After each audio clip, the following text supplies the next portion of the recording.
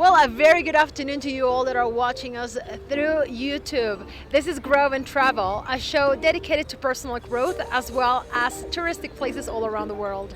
I am Nadia Flores, and today we are in the center of Toluca, and we will be talking about acceptance.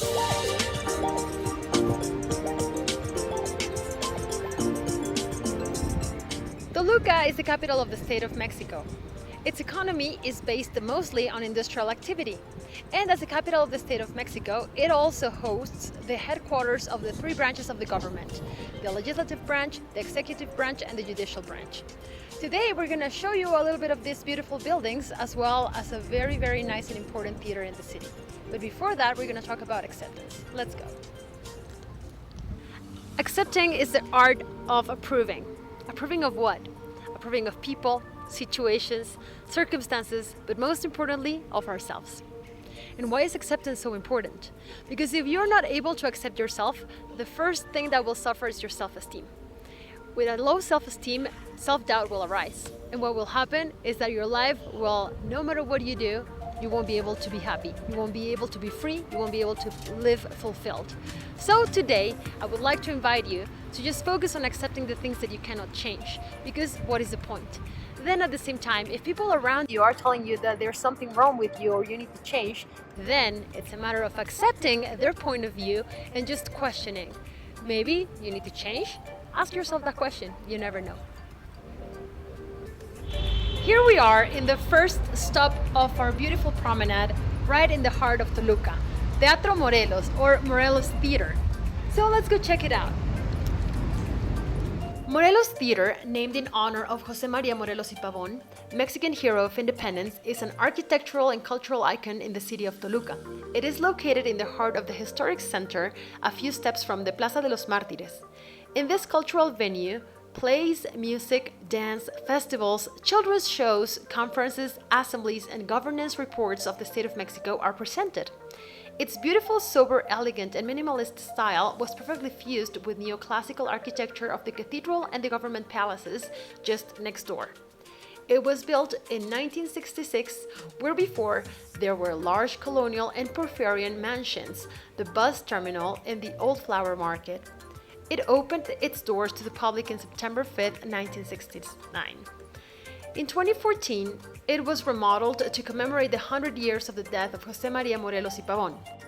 We are in the Martyr Plaza, or Plaza de los Mártires, which receives its name because of the shooting of 100 indigenous warriors that fought in a battle of independence back in 1811 over there at El Calvario Park. And by the way, if you have not seen that episode, I recommend you go and do it.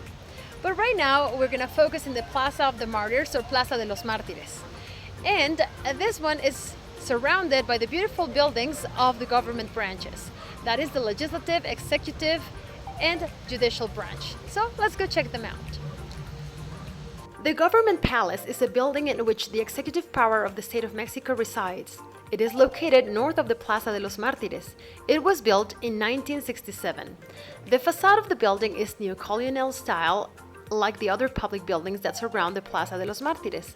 The facade is made up of 3 levels, and at the top there is a replica of Dolores Bell. For those who see us outside of Mexico, the Bell of Dolores, or Dolores Bell, was the bell played by Don Miguel Hidalgo y Costilla, father of the Mexican independence, to start the War of Independence in the early morning of September 16, 1810. The Palace of Justice is a building where the offices of the judiciary are located. Previously, during colonial times, the houses of the town hall were located on this property. The palace dates from the 19th century, and it was originally the government palace, and that is how it worked until the late 60s of the 20th century. The facade is neo-colonial style, covered with tessontle and a quarry in the manner of the 17th century palaces in Mexico City. That is a combination of red and white. It is composed of 2 patios with white stairs and white corridors. It's a beautiful building. The Legislative Palace is a building destined to the House of the Legislative Power of the State of Mexico. It is located east of the Plaza de los Mártires. It was inaugurated in September 1968. It consists of 2 floors and has 3 doors at its main entrance that give access to the lobby. In its origins, it was dedicated to the House of Culture, and later it was designated as the official premises of the legislative power of the state. Let us remember that there is no such thing as an absolute truth. If I had you right here in front of me and I were to draw a number 6, you would see a number 9. And that doesn't mean that I am right and that you are wrong, or that you are right and I am wrong. Simply, both of us are seeing something completely different. You are seeing a number 9 and I'm seeing a number 6. So we're both right, correct? So because of this, we have to remember that perspective is everything, and that the fact that we see things a different way doesn't mean that we are only right about our perspective and everybody else around us is wrong. So let's keep our mind open.